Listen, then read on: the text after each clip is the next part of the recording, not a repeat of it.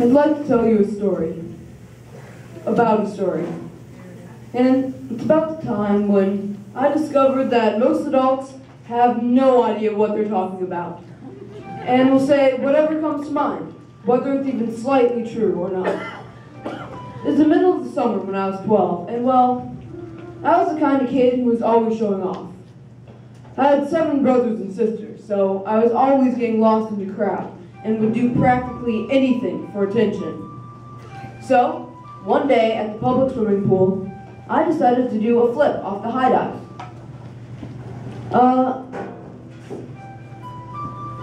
I had never done a flip before, but I figured, how hard can it be?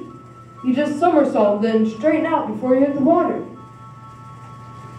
And I did, but I missed the pool.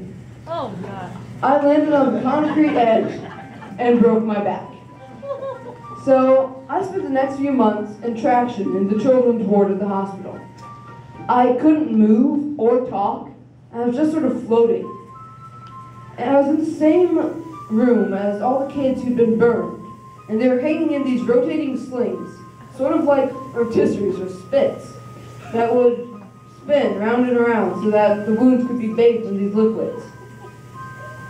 I remember one time one of the doctors came to me and told me that I would never be able to walk again.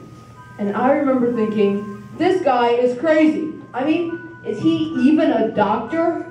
Who knows? Of course, I couldn't say this or anything else because I couldn't talk. But I was sure he had no idea what he was saying. Of course I was going to be able to walk again. All I had to do was make contact with my legs and convince them, will them, to move.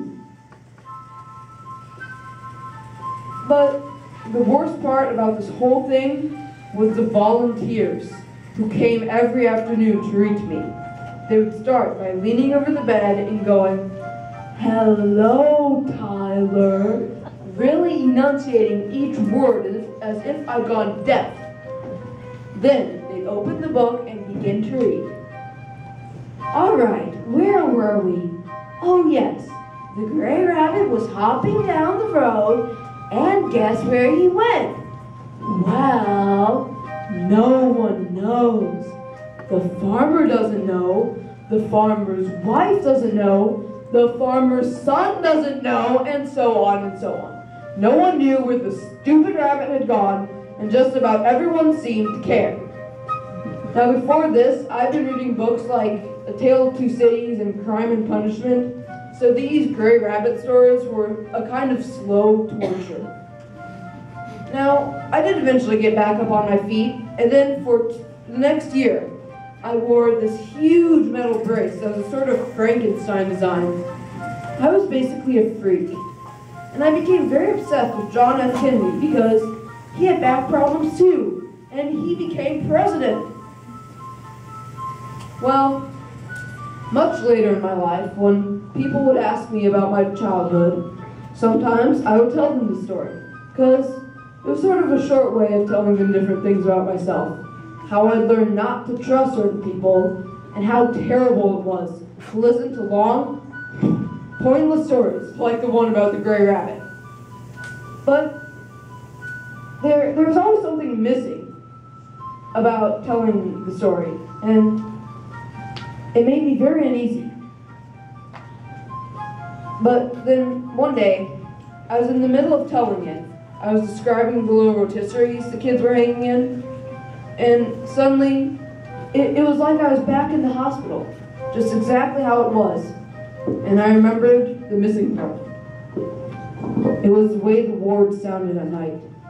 It was the sounds of all the children crying and screaming. It was the sound that children make.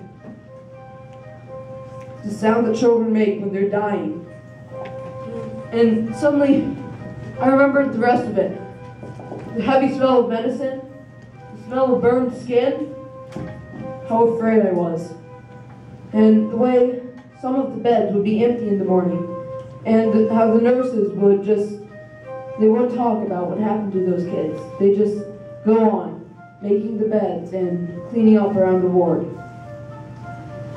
So, the thing about the story is, I'd only told the part about myself.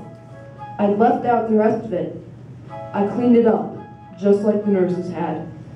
And that's what I think the creepiest thing about stories is. You get to the point you're making, normally about yourself or something you learned.